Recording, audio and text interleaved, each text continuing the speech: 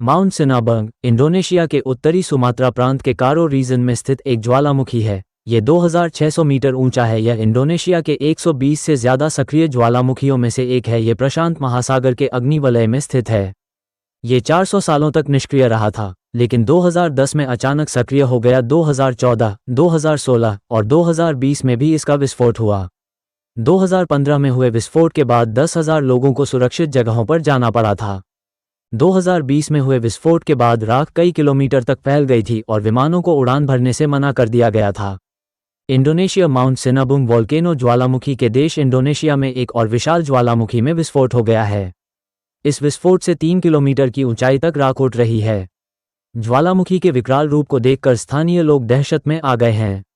Indonesia के उत्तरी Sumatra प्रांत में स्थित माउंट सिनाबुंग ज्वालामुखी में मंगलवार को भीषण विस्फोट हो गया।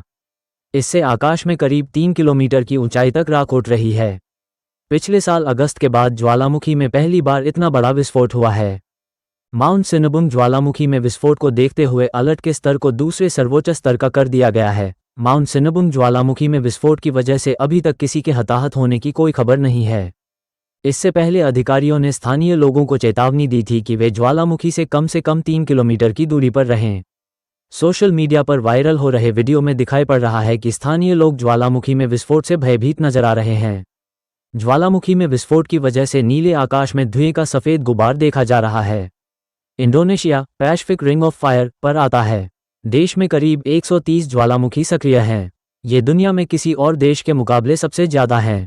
माउंट सिनाबुंग ज्वालामुखी कई सदियों तक शांत पड़ा हुआ था और वर्ष 2010 में फिर इसमें विस्फोट हुआ था। दुनिया में पृथ्वी पर सक्रिय ज्वालामुखियों में सबसे अधिक इंडोनेशिया के आसपास के क्षेत्र में पड़ते हैं।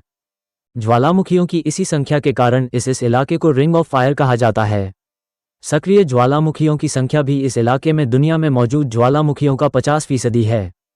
सक्रिय ज्वालामुखी इतनी अधिक होने के कारण यहाँ पृथ्वी पर आने वाले भूकंप में 75% यहीं आते हैं। पैसिफिक रिंग ऑफ फायर ज्वालामुखियों की अधिकता के कारण भूतल के अंदर होने वाली कई बड़ी गतिविधियों का केंद्र है। लगभग 25,000 मील में फैले इस प्रभाव क्षेत्र का आकार घोड़े की नाल जैसा है, जिसमें दक्षिणी अमेरिका के साथ वेस्ट कोस्ट नॉर्थ अमेरिका की तरफ से लेकर निचले हिस्से में जापान और न्यूजीलैंड तक है और एशियाई हिस्से में इसके केंद्र में फिलीपींस और इंडोनेशिया इसके केंद्र में है और इसलिए यही भूकंप के सबसे अधिक प्रभावित क्षेत्र है।